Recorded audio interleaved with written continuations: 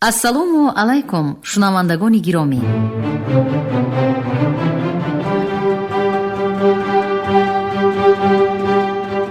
ба таваҷҷӯҳи шумо идомаи силсила гуфтори хонишҳои бадеӣ аз рӯи рамани сегонаи нависандаи халқии Тоҷикистон Ҷалол Икромӣ, духтари Оташ, 12 дарвозаи Бухоро ва тахти Вожгон. шунавандагони арҷманд, акнун ба қироати рамани сегонаи Ҷалол Икромӣ тахти Вожгун оғоз менамоем. ҳоло гуфтори 35-ро аз рӯи ин раман бишнавед. ровӣ ализода Абдурашид Хоҷамқул. савдогар муқобилат карданӣ шуд. ману мукаммил махсум ӯ ро дошта зӯран ба ароба бор кардем. ман ба аспҳо қамчин зада ба сӯи дашт рондам. пас аз ним соат اسب دواندم به حلقه عسکران سرخ در آمده ماندیم. ما را اسیر کرده به نزد کماندیرشان بردند.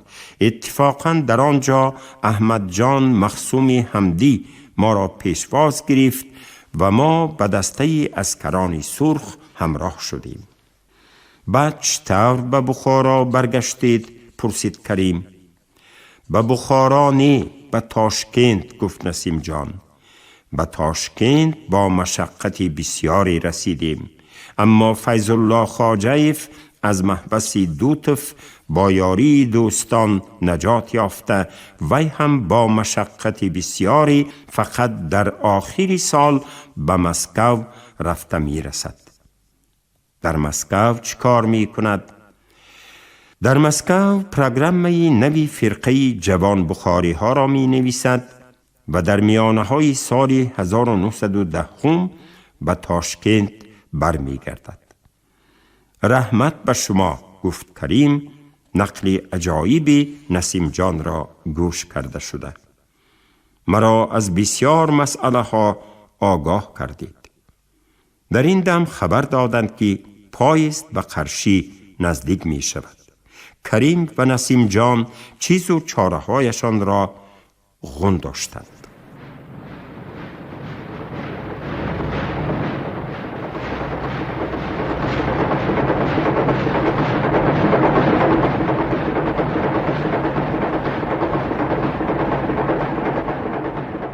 رئیس چیکه بخارا امینف در کاغان پایزد مخصوصی اسکران کریم را گسیل کرده با 2 نفر یاری دهندگان خود اسب دوانده به بخارا برگشت و راست به کابینت خود درآمد. در قبولگاه وی معاونش فیادروف 1-2 نفر از مدیران شعبه ها به وی منتظر می نشستند.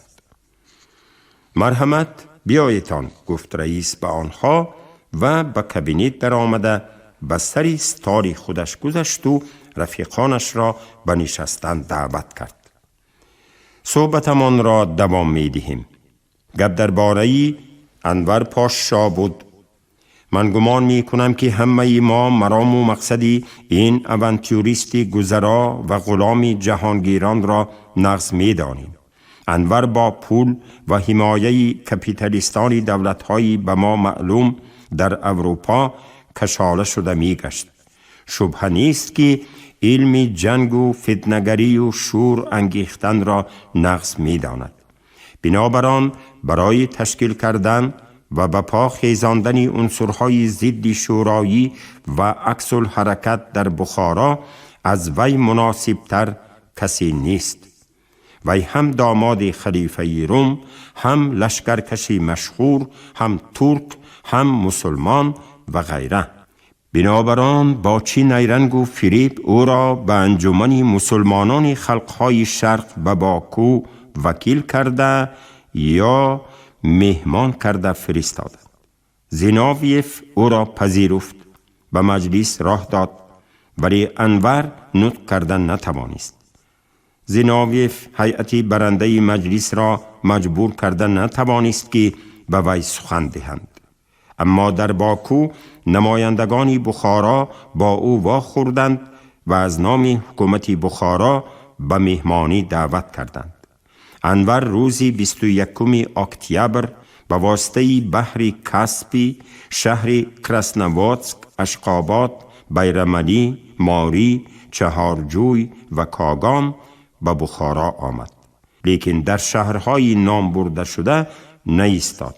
راست به بخارا آمد، زیرا که در اینجا به او منتظر بودند و خیلی نقص پیشواز گرفتند. انور خیلی افسوس خورده است که عثمان خواجه افندی رئیس دولت ملی بخارا را در بین پیشوازگیرندگان دیدن نتوانست. در حقیقت در همین دم از بخارا رفته ماندن عثمان خواجه چه معنا دارد؟ پرسید یکی از مدیران شعبه. در بخارای شرقی عطا خواجه‌اف با باسمچی ها صلح و صلاح می کنم گفته، برعکس قریب خودشان به طرف آنها گذشته بودند. گفت رئیس. در اینجا در کمیته مرکزی و در شورای ناظران مسئله ماندند که کاری ویران کرده ای عطا خواجه‌اف را خودی عثمان خواجه رفته درست کند. از بس که آمده ایستادن انور را می دانستیم، ما هم به این قرار چیزی نگفتیم. لیکن عثمان خواجه برای زیر کردن دسته های باسمچیان با خودش 700 نفر عسکر، 7 توپ، سردار میلیتسیای جمهوری بخارا علی رضا افندی و دانیار بیک ها را همراه گرفت. می ترسم که خودی وی در بخارای شرقی فتنه برپا کند. با عثمان خواجه چی نمی رسد که فتنه کند؟ پرسید یک رفیق دیگر. به وی روزها خلال می دهند، گفتمان فیادرف. به هر حال به بایسون و دوشنبه خبر دادن لازم که با دقت مراقب کاری این افندی ها شوند، گفت رئیس و به سخن اولش دوام کرد. گپ درباره انور می رود. همراه انور 2 نفر از ضابط های ترک هستند. یکی از آنها حاجی سمیع نام دارد که جاسوس و فتنگری نامدار است. اینچنین او را سلیم سمیع نیز می گویند. دیگرش محیدین بیک نام دارد. این هم دزدی از تیدار گریختگی. مدتی مهمانی آنها در پاسپورت‌هایشان نوشته نشده است. نماینده نظارت خارجی رسما مهمانداری آنهاست، اما در حقیقت میزبانان دیگرند. ما از رفیق فیض الله خواجه هنوز خبری نگرفته ایم. امروز نسیم جان رفت، باید پگاه او را دیده فکرش را فهمد و به ما معلوم کند. به هر حال وظیفه ما از چی عبارت؟ 1 دقیقه غافل نمانده هر قدم این مهمان را دیده و قید کرده استیم. به یگان فتنه و فساد راه ندهیم و هر دسیسه‌ای که فکر کرده می شود در سری وقت آشکار باید شود. چرا خودی این مهمانهای ناخوانده را داشته گرفته از شرشان ایمن نشویم؟ گفت یک چیکیستی جوان مدیر شعبه. در دست ما هنوز سندهای لازمه فقط نیست، گفت رئیس. انور و آدمان او از خارجه مهمان شده آمدند. موافق قاعده بین الخلقی فقط با شبهه اندک و یا تخمین آنها را حبس کردن ممکن نیست. جنجالی کلان خیسته ماندنش ممکن. انور به صاحب کو. ما که حبس کردیم از 4 طرف صاحبانش بهانه کرده سر می بردارند. خوب، همه شیر بچه هایتان را سفربر کنید. با دقت و هوشیاری مراقبت کنند. لیکن مهمان خبردار نشود. بله، نه فقط مهمان. به این کار بچه های ترکیدان را کشیدن لازم، گفت فیادرف. البته مجلس ها و صحبت ها به زبان ترکی می رود. بله به زبان ترکی می رود، گفت رئیس و دسته تلفن را برداشته کاتب کمیته مرکزی را پرسید.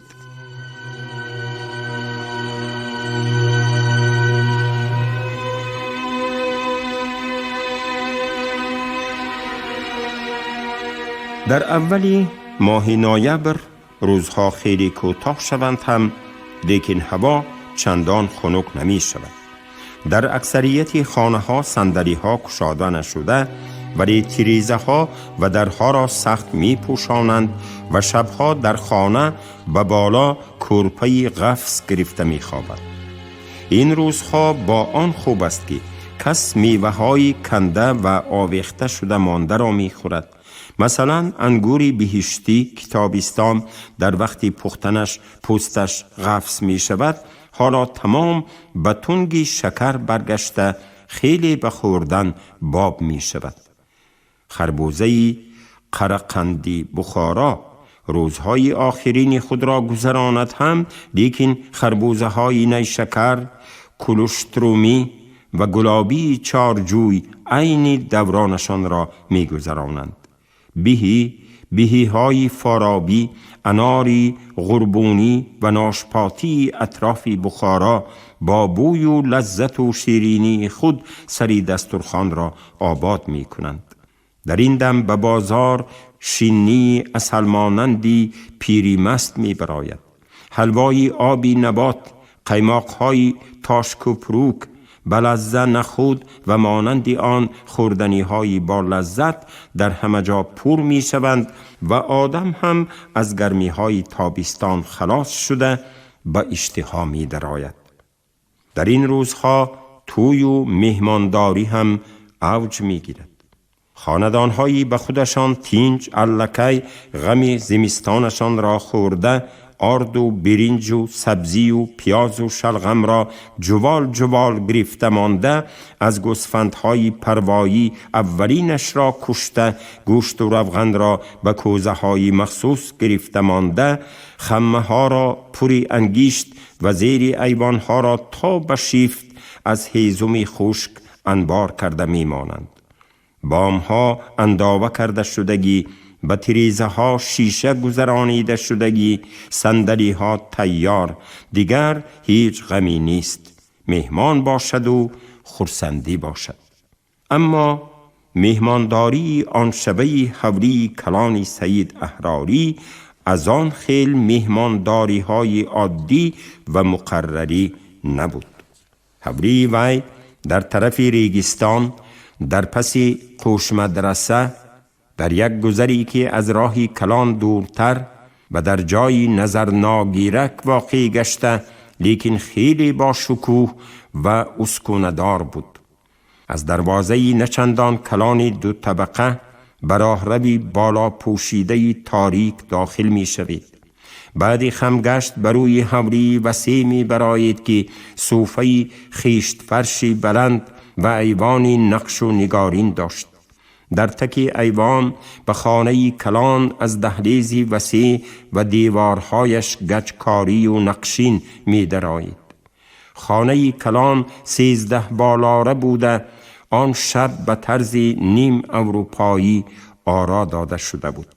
به فرش خانه قالینی پدداری نقشین باشد هم، به بالای آن ستالی کلانی دراز و در گرداگردی آن ستولهای رنگی چوبی چنار گذاشته شده بود. در تاق و تاقچه ها میس و میسینه و چینیواری های نادری زیبا چیده شده. برای استراحت میهمان ها در پیشگاه میهمان خانه یک دیوانی کلانی مخمل پوشیده نیز موجود بود. روی استال از ناز و نعمت، از شیرینی و میوه و پیسته و رسته و شیشه ها و جام ها و قدح ها پر بود. خانه را 2 لمپه سیومی دور پیلته آویزه روشن می کردند.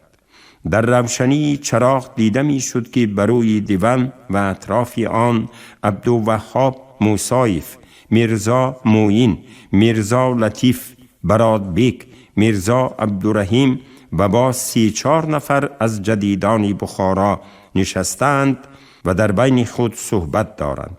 صاحب خانه سید احراری به مهمانها چای کشیده می‌داد.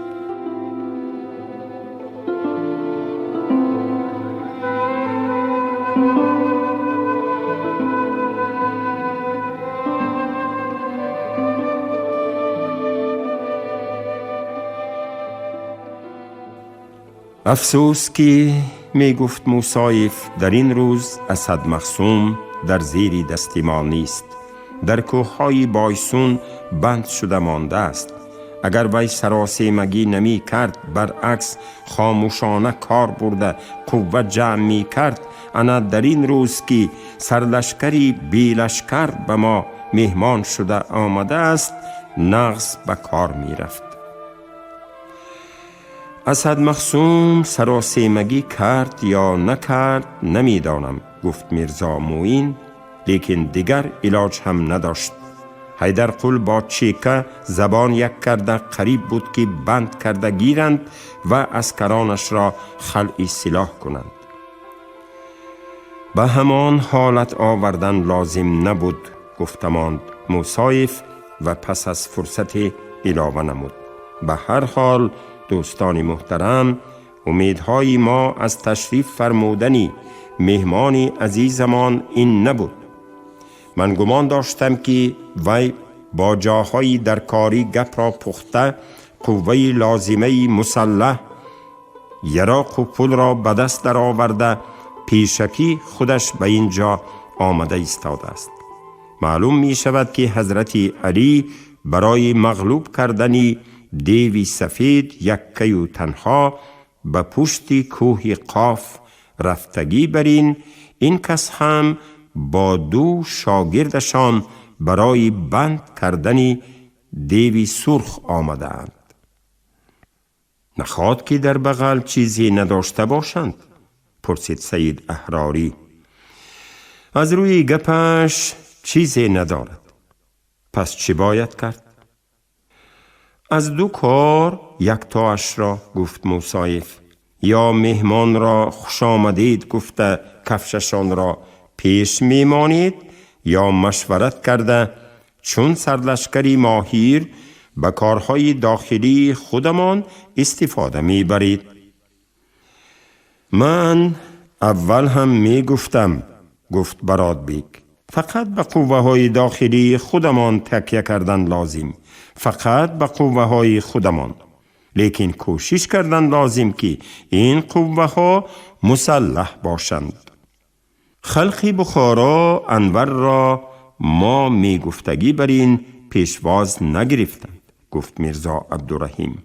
به میتینگ ریگستان آدم درست جمع نشد. به بالاکاری کمسمال بچه ها گردی منبر را پیچانیده گرفته، هیچ کس را نماندند که بالا براید.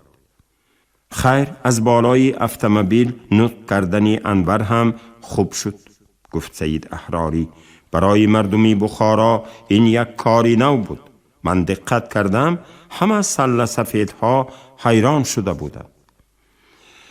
و فکری من، گفت باز میرزا عبدالرحیم، انور را به افغانستان گریزانده مانیم تا که در آنجا بیملال کار کرده، با دولت‌های منفعت دار گپ زنان کرده، قوه و پول غندارد و انا بعد یک بار با دلی پر از سرحد گذرد.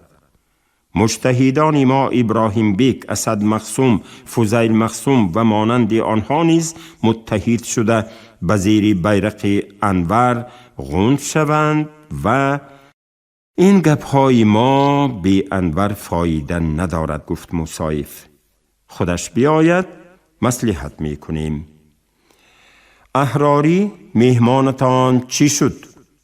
باید حاضر آمده ماند، گفت سید احراری. وی از هیئت مهمانان امشب آگاهانیده شده است؟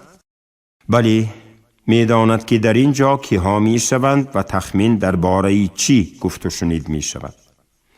در این دم از بیرون بچه آمده خبر داد که مهمانها آمدند. سید احراری و برادبیک دویده بیرون بروی حوری برآمدند. در روی حوری با مشایعت آدمان صاحب خانه 3 کس می آمدند. پیش خودی انور می آمد که وی مردی بود قدش از میانه پستر، نه فربه نه لاغر، رویش لنده، چشم و ابرو سیاه، موی لبچه باریک لب بالایش را زیب می داد. ریشش تازه تراشیده شدگی، به چشم عینک، پنسنه، به تن کلوچه شلواری حربی انگلیسی دوخت از ماهوتی خاکستر رنگ، به سر تلپکی بررگی، در پا موزه. از پس او سمع پاشامی آمد که قد بلند، لاغرندام، روی دراز و خیلی بدقواق به نظر می نمود. به تن وی نیز کلوچه شلواری حربی از ماهوتی سیاه بود. محیدین بیگ مردی میان قد، قلچه و سیرگوشت بود، لیکن لباسهای حربی تنی بی سلوقه او را خیلی گردوغون کرده نشان میداد. وی هم به چشم عینک داشت و مویلبی سیاهی سیخچه زده ایستادهش به بالا تاب داده شده بود که از دو طرف بینیش نموده می ایستادند. آمدگان نظامیانه به صاحب خانه چست گرفته سلام دادند و هر کدام خود را تعارفی کرده با سید احراری و برات بیگ واخوردی کردند. خوش آمدید، خوش آمدید، گفت سید احراری به زبان ترکی. هر قدم ماندید بالای دیده. من افتخارمندم که قهرمان نامداری جنگ جهانی، داماد خلیفه روم، سرلشکر اسلام را در خانه محقرانه خود می بینم. مرحمت، مرحمت. سید احراری این چنین به آن دو ضابطی ترک مهربانی ها کرد و سخنانی پردبدبه گفت و بعد برات بیگ را شناسانیده گفت: ناظری موقتی کارهای داخلی می شود. مهمان ها به خانه در آمدند. سید احراری یک قسمی خانه بودگان را که با انور شناس نبودند شناسانید و پس از گفته شدن خوشامدهای بسیاری عبدالوهاب موسایف به مهمان ها از بالاتر استال جای نشان داد. خودش معین جان و میرزا عبدالرحیم خان از رو بر روی آنها نشستند. دیگران نیز به مرتبه و قدر خود مناسب جای اشغال کردند و صاحب خانه باز یک بار دیگر خوش آمدید گفت و دست به دعا برداشت. همه آمین گفتند. پس از چند دقیقه خاموشی حکم راند. به مهمانها چای ریخته دادند، به شیرینی و ناز و نعمتی روی دسترخوان مرعد کردند. نهایت عبدالوهاب موسایف از انور پرسید: احوالتان، سلامتیتان خوب است؟ هرچی زیق نشده گشتید می؟ تشکر می کنم، گفت انور. بد نی. از هوای بخارای شریف نفس کشیدن، در خاک پاکی این سرزمین قدم مانده گشتن مرا خوشبخت کرده است. بله، گفت حاجی سمی، این شهر شهر مقدس اسلام و زادگاه مردم ترک می باشد. بخارا و سمرقند، گفت انور، شهرهایی می باشند که حضرت علیه تیموری کورگان اساس پرتافتند. ما همه اولاد تیموریم، ما هم از نژاد بزرگی ترکانیم، بنابراین ما در اینجا گویا در وطن خود هستیم. ما خیلی سرفرازیم که شما را در بخارای شریف می بینیم، گفت موسایف. اما از یک جهت خجل هستیم که شاید و باید عزت و حرمت شما را به جا آورده نتوانسته ایستاده ایم. به خودتان معلوم است که دست و پای ما چندان آزاد نیست و ما در وطن خود ایستاده حتی یک مهمان عالی قدر را به درجه لازمه مهمان نوازی کرده نمی توانیم. این اسف انگیز است، گفت انور. این مسئله دل مرا خون می کند. من طاقت و صبر و توانم را گم می کنم. وطنی من، مأوای من، ترکستانی من به زیر بیگانگان پایمال باشد و من آسوده گردم. باعث به اینجا آمدنی من همین بود که با شما مصلحت کرده یک راهی نجات جوییم. این را از ما ملت، وطن و دل مقدسمان طلب می کند. ما هم، گفت موسایف، آمدن شما را منتظر بودیم که با هم کار می کنیم. ما امیدوار بودیم که شما پیش از به اینجا حرکت کردن با دولت‌های منفعت‌دار، با دولت‌هایی که به ما دست یاری دراز کردن می‌خواهند گپ زنان کرده برای کار خیری ما قوه عسکری، یراق و اسلحه و کم و بیش مبلغ جدا کرده می‌آیید. همه این گفته های شما می شود، گفت انور و پاپیراس آتش داده به گپش دوام کرد. دولت های انگلیا، فرانسیا و گرمانیا حاضرند که به ما یاری رسانند، هم از جهت قوه، هم از جهت اسلحه و هم از جهت مبلغ. لیکن آنها دولت های کپیتالیستی هستند. پول و مبلغ و قوه را بیدرک و بیکاره به جای نابودش صرف نمی کنند. آنها مرا فرستادند که با شما گپ زنان کرده با قوه و یراق موجوده شما کار را سر کنیم. همین که ما به حرکت در آمدیم، از خارجه همه چیز به اختیار ما آمدن می گیرد. ذاتاً، گفت حاجی سمی به گپ همراه شده، جناب سردار انور به لشکر و قوه خارجیان چندان اهمیت نمی دهند. معجزه کار در همین است که این ذات در کجای پیدا شوند، غلبه و ظفر در آنجا می شود. یک عسکری عادی ترکی مسلمان، گفت محی الدین بیگ به گپ همراه شده، به 10 کافر جواب می دهد. یک ضابطی ترک به 1000. بله، گفت انور ظاهراً از بی‌تمیزی های همراهانش خجل شده.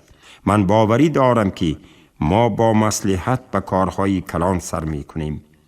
برای سر شده رفتن این کارهای عظیمی جهان شمول در خاک مقدسی بخارا همه شرایط مهیا شده است.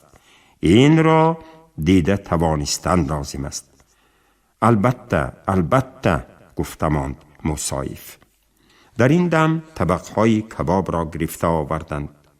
به خانه کلان بوی اشتها آوری کباب پهن شده رفت که آن با مرچ و زیره و 4 دارو محلول گشته بود. صاحبی خانه به قدح‌ها کنیک و عرق ریخته به سلامتی مهمانان عزیز برداشت. موسایف قدح برداشته ایستاده فکر می کرد که در خاک مقدسی بخارا چی شرایط ها مهیا باشد که به سر شده رفتنی کارهای عظیم امکانیت می داده باشد. شاید انور باسمچیانی بخارای شرقی را در نظر دارد. و مقابل ملتقهای 5 تیره و پولیمیات مکسیم و توپهای بسیار، یک توده باسمچی بیراق چی کرده می تواند؟ امیر با همه یراق و توپ و اسلحه و لشکرش مغلوب شد و اکنون انور با ملتقهای شکاری و کاردی آش و کلتک عسکری روس را زدنی می شود. عسکری روس حالا در جنگ ها آب و تاب یافته و سختی ها عادت کرده صاحب یراق و اسلحه حاضر زمان گشته است. اگر با پلان و نقشه انور در حال روی راست حرکت کنیم، همه امان نابود می شویم. اولش این که مصلحت شود انور را به افغانستان برای مستحکم کردن ته کرسی کار فرستادن لازم. اگر نیگوید میلش سرش را خورد، به بخارای شرقی گذرانیده ماندن لازم. لیکن کاری شود که همراهی ما را روس‌ها نفهمند. رخصت دهید جناب محترم رئیس افندی، گفته به موسایف یکی از جوان بخاری های جدید مراجعت کرد. خیلی ترک پرست و یکی از تشکیل کنندگانی آمدن انور بود. موسایف با سر اشاره کرد که سخن کند. جوان به گپش دوام کرد.